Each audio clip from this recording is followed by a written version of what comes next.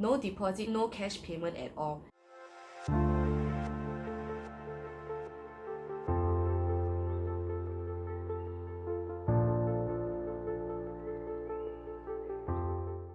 Hello everyone, welcome back to my channel. My name is Isabel and today I will be sharing with you my experience giving birth as a subsidized patient.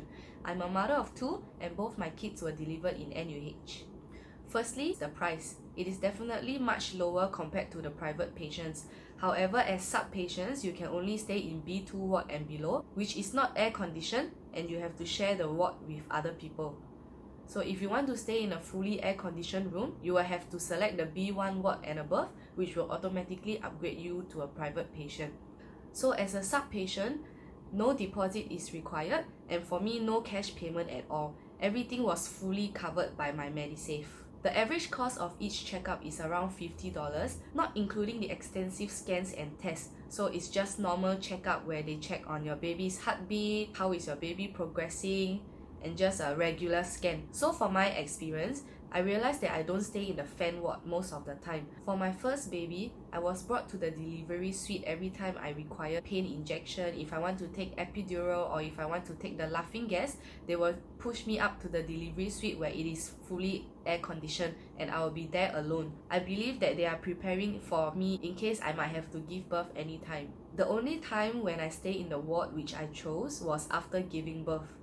Since I gave birth naturally, I only need to stay one night. So staying one night without the aircon is totally fine for me. However, the B2 ward has no bed for your husband to stay over. It only has a chair for people to visit. For me, I prefer staying alone overnight because I'll be more relaxed. With all the pain and discomfort that comes with the contractions, I really want to just focus on myself and not caring whether my husband has ate, if he wants to sleep. Also, because NUH is nearer to my house, I wouldn't mind my husband going home because I can just give him a call and he can come down to the hospital anytime. It takes only about 10 to 15 minutes. Definitely will be able to make it in time before I deliver. Thirdly, you are not allowed to choose any doctor. You are not allowed to choose the gender either. For me, having different doctors doesn't matter. Different doctor gives me different opinions. So for my second pregnancy, during the first trimester, they actually found a lump in my womb. The first doctor who found out actually told me it could be a lump or could be a tumor, asked me to monitor and come back for a scan few months later. So few months later when I come back for the scan, the lump is gone. Subsequently, every doctor told me that the lump is gone, there's no lump, everything is fine, everything is normal. It actually puts my heart at ease knowing that, okay, it's only the first doctor who showed and managed to see the lump. Maybe it's gone now, everything is fine now since all the doctors are telling me that it is gone, it is fine. So I feel more at ease and more peaceful. However, if you prefer to have only female doctors or certain doctor, you are not able to do that as a sub-patient. Even though I was a sub-patient, all my doctors and nurses were very caring and friendly. They have never once advised me to go for a C-sec because I wasn't dilating. For my first baby, it took me about 30 to 40 hours before I was fully dilated.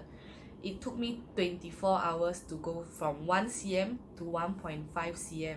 I'm very thankful my doctors did not give up on me and tell me to just go for emergency C-sec, but they waited for me just to make sure that I was dilating to deliver naturally. It took only about 5 to 10 minutes for the doctor to come in to give me the injection. They go through with me all the side effects that might come with the epidural and just to make sure that I understand that what I'm in for. I was also delivered by a senior doctor in NUH as a sub-patient. A lot of people told me that giving birth as a sub-patient, they will always give you intern doctors or training doctors that are not very familiar with what they are doing. However, I really think that this doesn't make sense because why would they allow someone that is not familiar with what they are doing to deliver for you? I feel that it is a common misconception people have for sub-patients. For my first baby, it took me more than 40 hours before I was fully dilated and it was delivered by a senior doctor. I paid for the B2 ward and stayed in a B2 ward. My baby was born at 3.1 kg and I believe I had a slight tear all the way to my back because I can feel the stitching at the back. The stitching was done perfectly. There was no infection, no pain after that. I managed to walk and pee the next day after I woke up. I delivered at about 2 a.m. So when I wake up, it is around 8 a.m. after breakfast. I even managed to poop the next day. However, for my second baby, it was delivered by a student doctor. So don't get me wrong, consent was given by me. The senior doctor approached me and asked if it was okay for them to stand in, to have a look, or to even be delivered by them. I was assured that the senior doctor will be there together with him and accompanying all of us throughout the entire process, so I said yes. I believe everybody has their first time. All senior doctors had their training times. So if we don't give them a chance, how would they be able to become senior doctors, right? So for my second baby, I was admitted around 3 p.m. with a dilation of 4 cm, but I only managed to give birth around 11 p.m. that very night. I had a normal delivery as well. However, this time I had no tear at all. No tear, no stitching was required. I guess because it was his first time, so he was very careful and cautious the entire time. It took me about 5 minutes to push the baby out. Everything was really quick and easy, surprisingly. The senior doctor and I were all laughing at how careful he is. So for my second baby, I paid for a B2 ward. However, I got upgraded to the B1 ward because the B2 is fully occupied. I was discharged the next day at around 12 p.m. I could walk, I could pee, I could poop, I could do everything. I did not feel much pain down there since there was no tearing and no stitching done. Since I had my fair share in both the B2 and the B1 ward, I personally feel that the B2 ward is much cooler. Somehow I feel that the fan provides more wind compared to the aircon. It could be because of my hormone changes, not very sure, but that was how I felt at the very moment. Personally, I was more comfortable with staying in the B2 ward since there was more people in the ward. There are people that I could talk to, people who have already delivered, people who are waiting to deliver. They have different experiences and stories they could talk to me and share with me about. Since my husband is not able to be there to accompany me, at least there are people I can talk to and feel more at ease and less scared. Many people are afraid that staying in a ward that has other people, when their relatives come for visiting, it will be noisy. When their babies cry, it will be very loud and noisy. To me, that's not very true. Staying in the fan ward is not as noisy as you might think. There are actually windows open, so the sound isn't as loud as it seems.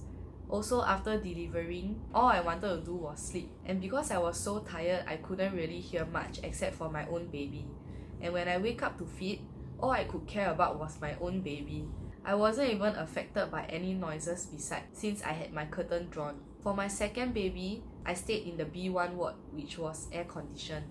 In the B1 ward, I feel that the cries of the baby is much more louder since the room is more closed up. I could feel the baby cries echoing throughout the room. It was harder for me to sleep. It was pretty bad. So what are the bad points of being a sub patient? Very long waiting time. The average waiting time is around 1 to 1.5 hours. It is very exhausting to sit there and wait. But for me, it's fine. Since I always go on my off day, I have the whole day to wait. As long as I don't pay as much, I'm fine to wait. Secondly, I feel that the doctors are so much stricter compared to private patients. Since I was a GDM patient, I feel that the doctors are stricter on my diet compared to my friend's doctor. Once I found out that I had GDM, I have to take down all the food that I eat in a day. I have to take my blood for a sugar test 7 times a day, 2 times a week. All my data have to be handwritten down and shown to my doctor upon my checkups. So for sub patients like me, my doctor only allowed me to have my sugar up to 6.5 2 hours after meal. However, for my friend, the doctor actually said that it's fine even if you go up to 8.0 2 hours after meal. 6.5 and 8, very big difference. I couldn't eat much carbs because easily I will go over 6.5, so I have to be very careful with what I eat, which is kind of sad because people always tell you when you are pregnant, eat whatever you want because that's what the baby wants, but I cannot eat much. As for privacy, I believe it's all the same whether you are sharing the ward with other people or you are staying in a single bedded ward. If you are sharing the ward with other people, there are curtains for you to draw. When the doctors and nurses want to check on you, they will always inform you before drawing your curtains. They will always let you know that they are coming, is it okay they enter. When you say yes, they will come in. If you say no, then they will wait for you. It's just the same as if you are staying in a single bedded ward. Just that they don't draw your curtains, they knock your door. Overall, there wasn't much complications with both my pregnancy. Everything went well and smooth. There's nothing for me to complain about. So I was glad I chose to be a sub patient instead of a private patient because my bill size is definitely much smaller. My baby is fine, I'm fine, everything went well. So what more could I ask for? That's all that matters, isn't it? All in all, this is what I have experienced. It might differ from what you have gone through or what your friends have gone through. I'm only sharing with you what I went through. So for those of you who are thinking whether you want to be a sub patient or to go private, I hope that this video benefits you in some way. I hope that you give this video a thumbs up and subscribe to my channel. Do leave a comment down below if you have any questions or if you want me to share more of my experiences. Bye bye!